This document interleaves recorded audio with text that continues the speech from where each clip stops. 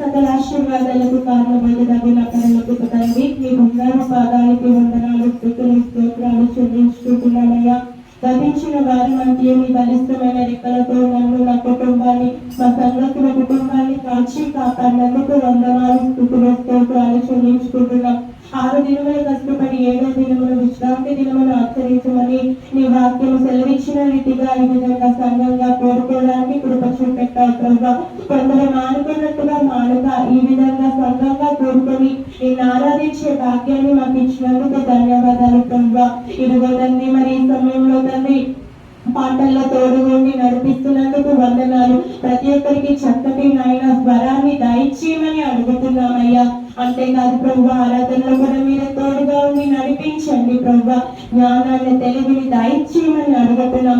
ఇంకా ఎంతో మంది రాలేని పరిస్థితిగా ఉంటున్నారు ప్రభు, వారందరినీ జ్ఞాపకం చేసుకోమని అడుగుతున్నాం. ఇదిగో తండ్రి, మీ సన్నిధికి ఆసక్తితో రావాలి ప్రభు, పరుగున వచ్చేవారిగా ఉండాలి ప్రభు.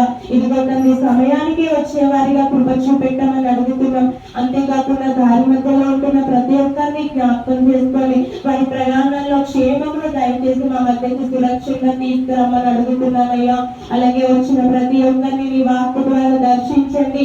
మాలో ఏ లోపం ఉన్నా నీ వాక్యం ద్వారా సరిచేయమని అడుగుతున్నాం. నీ వాక్యం మాత్రం వంటిది అని అంటున్నావు ప్రభా. ఇదిగో తండ్రి, మమ్మల్ని మేము నీకు అప్పగించుకునేటప్పుడు మాలో లోపాలు మాకు కనపడతాయి ప్రభా. మా లోపాలను మేము సరి చేసుకుని జీవించే జీవితాలు మాకు అనుగ్రహించండి.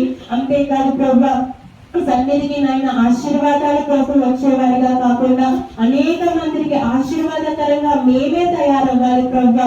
అనేక మందికి మాదిరికరంగా జీవించే జీవితాలు మాకు అనుగ్రహించండి. వాక్య పరిచయం చేస్తున్న నాయన దైవజనుని కూడా జ్ఞాపకం చేసుకోండి. మీ శక్తితో, బలముతో నింపండి. వారి కుటుంబాన్ని మీరు దర్శించండి. వారికి కావలసిన ప్రతి ఒక్క అవసరతను మీరు తీర్చమని అడుగుతున్నారయ్యా. ప్రతి ఒక్కరికి నాయన నీవే తోడుగా ఉండి నడిపించమని అడుగుతూ ఈ ప్రార్థన నీ పాద సన్నిధికి చేర్చుకోమని నజరేయుడైన యేసు నామములో మిక్కిలి ప్రార్థిస్తున్నాను తండ్రి. ఆమేన్.